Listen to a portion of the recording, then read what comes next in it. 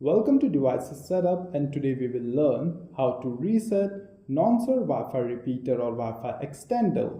So first of all, you will need to understand that if you reset this extender, then you will have to set it up again.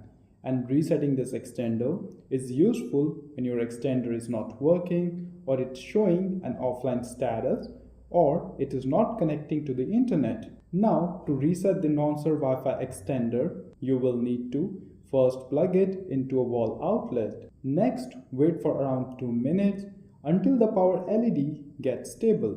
Next, press the button present on the front side of this repeater. You will need to press and hold this button for around 15 to 20 seconds. After 15 to 20 seconds, you will need to release the button and let the extender reboot. After 2 minutes, you will see on successful reset, the extender will show up in the Wi-Fi list as Wi-Fi-Pro-some digits network name. So now you can start its setup again. Watch video given in the description. And lastly, if you found this video useful, then please do hit like and subscribe to support my efforts. Thank you so much and have a blessed day.